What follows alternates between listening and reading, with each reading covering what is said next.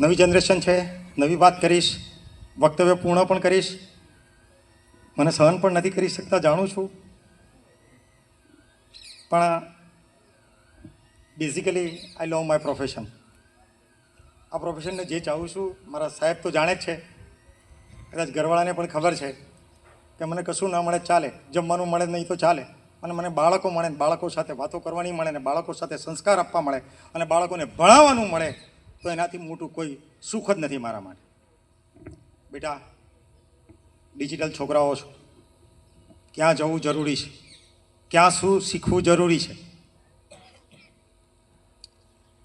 Learning process તો સાહેબ જાણે છે કે હું આજે પણ નવી જનરેશનનું છોકરું જે ન શીખે ને એ ઓટોમેશન બી હું શીખી લઉં, મચડીને બી શીખી લઉં. મારા મિત્રો પણ જાણે, ઘરવાળાને પણ ખબર છે. બે વસ્તુ જાણવું જરૂરી છે. કયો યુગ આવ્યો છે? Artificial intelligence. ઓકે, એ ઓટોમેશન અને સ્કિલ ડેવલપમેન્ટ, આ બે આગામી વિશ્વનું નિર્માણ કરશે. સર, સ્કિલ કયા પ્રકારની સ્કિલ? એઆઈ પ્લમ્બરને રિપ્લેસ કરી શકે છે? એઆઈ ઇલેક્ટ્રિશિયનને રિપ્લેસ કરી શકે છે? એઆઈ ફાર્મરને રિપ્લેસ કરી શકે છે? એઆઈ ટીચરને રિપ્લેસ કરી શકે છે? હું કહું છું કરી શકે છે. રોબો આવી ગયા છે.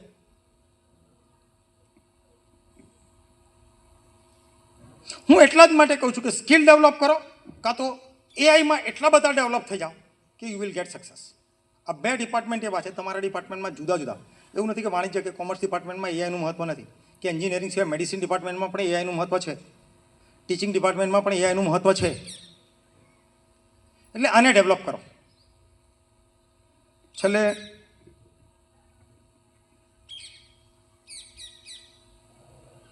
શરૂઆત પ્રોબેબિલિટીથી કરી, યાદ છે? 2 ક્લાસમાં યાદ છે કે નથી? એ કરુણતા પર આવી ગયો. કાલે પાછો ક્લાસમાં જઈશ, અને એ ઇમ્પોસિબલ ઇવેન્ટ હશે કે હું ભણાવવાનો ચાન્સ મને નહીં મળે, કારણ કે મારી સામે તમે નહીં હો. The probability of impossible event is 0, you know very well. બહુ દુઃખ જ સાથે બાળક અમારાથી દૂર થાય ત્યારે અમારી સાથે દુઃખ હોય, પણ અમે એને કદાચ ફેસ ઉપર ન લાવી શકતા, પણ અમે બાળક વગર અધૂરા છીએ એવું સમજીએ છીએ. પણ કુદરતનો ક્રમ છે, એક જાય એટલે બીજું નવું બાળક આવે. Wishing you light heart for the bright future prosperity. I pre two God your next year is very progressive and more prospective in all fields, more over in education. એવું કામ કરો કે આદિત્ય ને સ્નેહલ પાઠક સર બી ગર્વનું હોય કે માં મારું બાળક છે. યત્ર યોગેશ્વર કૃષ્ણ યત્ર પાર્થોર ધનુર્ધર તત્ર શ્રી વિજયો ભૂતિર ધ્રુવાનીતિ મધિર્મમ. ભગવદ્ ગીતાના છેલ્લા શ્લોકથી વાર્તા સાથે પૂર્ણ કરું છું.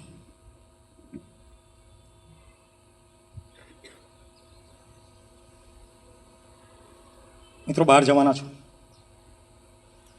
બહાર માણો તો જાય, કેટલાક લોકોને બહાર અભ્યાસક્રમ માટે પણ જવું પડે, પણ સમાજની વિકટ પરિસ્થિતિ, બહારના અનુભવો અને કેટલીક બધી દીર્ઘ દ્રષ્ટિ સાથે એક નાની વાર્તા કહું છું. આ વાર્તા ફક્ત બાળક માટે છે. પૂર્વલ એક ગામ હતું. ગામમાં એક સિદ્ધાંતવાદી માણસ રહે, જેની પાસે કશું જ નહીં. સાહેબ, ખૂબ જ દરિદ્ર, પોતાનું જીવન નિર્વાહ કરવા માટે પણ ઘણી વખત એને મુશ્કેલી પડે એવું વ્યક્તિ એ ગામમાં રહે. અને એક દીકરીની વય વધતી જાય, અને પોતે વિચારે કે દીકરીનું લગ્ન ક્યારે થશે, બીજા બધાની દીકરી પરણી ગઈ, મારી દીકરીની હાલત આ છે, હું શું કરીશ?